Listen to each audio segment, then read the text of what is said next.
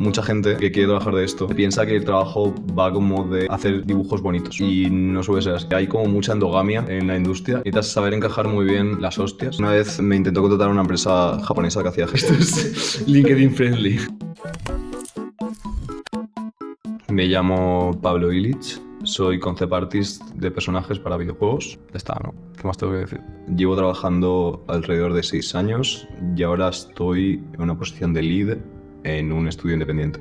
Un concept artist se dedica a diseñar cosas que luego van a ser usadas en videojuegos o en cine. Siempre que hay una obra con cosas visuales que no están en la vida real, alguien tiene que diseñarlas. Entonces, un concept artist las diseña, es decir, las dibuja. Entonces, yo, que hago más que nada personajes, lo que hago es coger un briefing que me dan, que es rollo, necesitamos a un machango, yo que sé, viejo, y use magia de blanquea capital con magia oscura. Entonces yo digo, vale.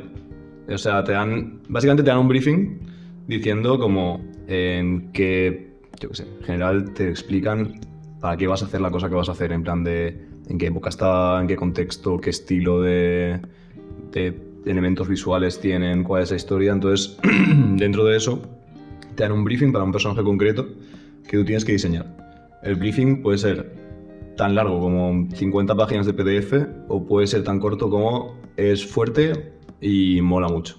Haz lo que te dé la gana. Entonces, a partir de ahí, yo cojo y hago diferentes diseños acabados de un personaje, que es lo dibujo en una pose normalmente estática. O sea, no estática de todo, pero lo suficientemente calmada como para que se aprecie todo el diseño del personaje. Y eso pasa como a revisión. Y me dicen, pues hazlo más así, hazlo más asá. Esto me gusta, esto no me gusta. Un concept artist ahorra dinero a las empresas. ¿Por qué? Hacer un personaje para un videojuego, para una película, involucra a muchísimas personas y muchas horas de trabajo.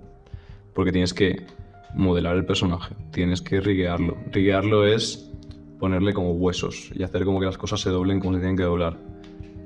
Tienes que animarlo, tienes que ponerle efectos de postprocesado y todo ese tipo de cosas. Entonces, nosotros nos aseguramos de que cuando todo eso esté hecho, eso se va a ver como se veía en el primer boceto que le gustó al equipo.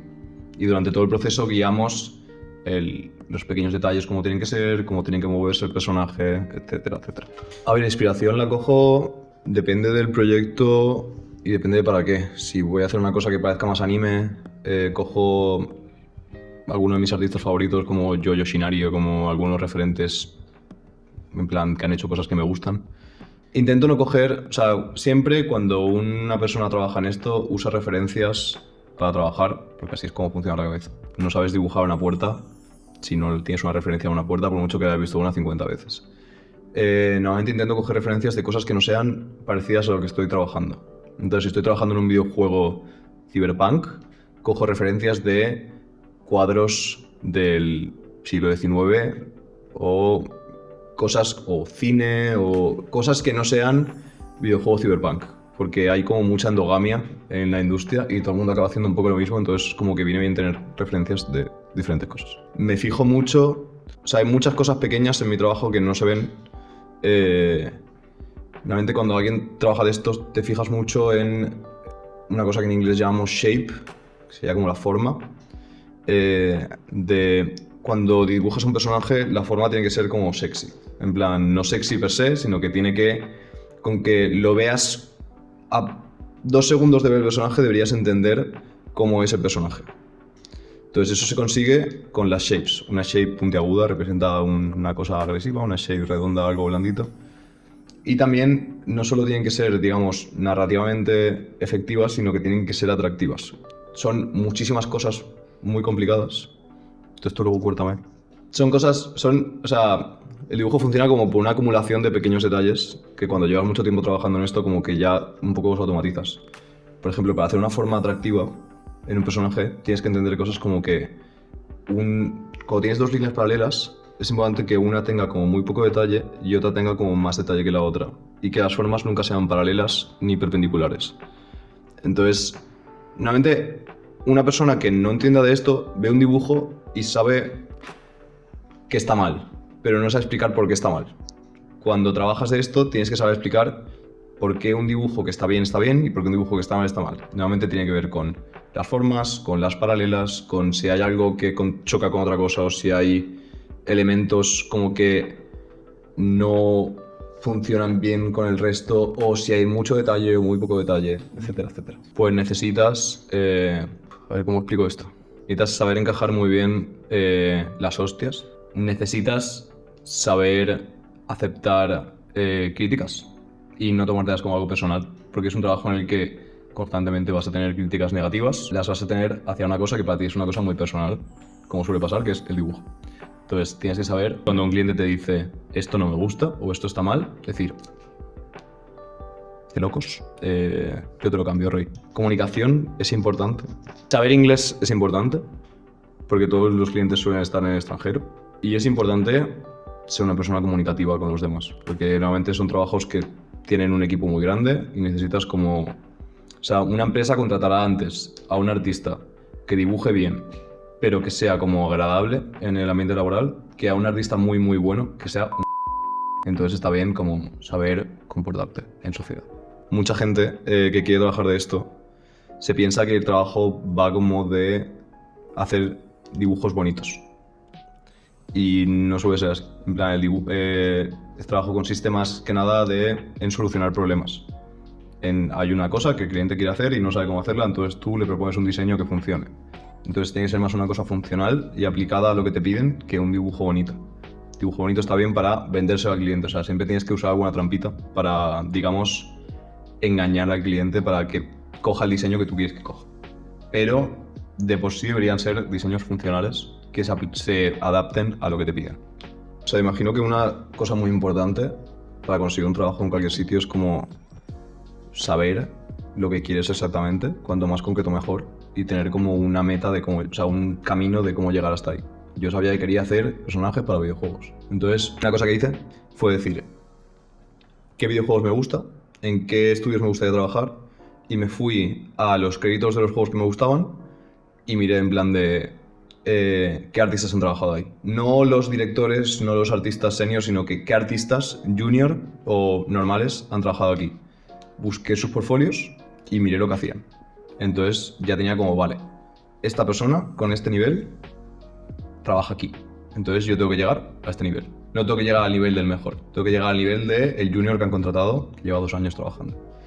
Entonces, normalmente lo que yo hacía era como compararme, ser muy sincero conmigo mismo y decir, este dibujo está al nivel de este, y si no lo está, ¿por qué no lo está? ¿Y qué me falta? Entonces, también tienes que saber las cosas que se te dan bien y las que no, y trabajar en las cosas que no se te dan bien, o básicamente obtener conocimientos de lo que a ti te interesa. A mí me interesaba más anatomía que luz y color, porque hago más personajes que entornos. Entonces, saber dónde tienes que enfocarte y aprender a paliar tus áreas oscuras de conocimiento que te faltan. No sé, no sirven, o sea, no veo que sean útiles para mucho. En plan, igual en algún momento se encuentra una utilidad para eso.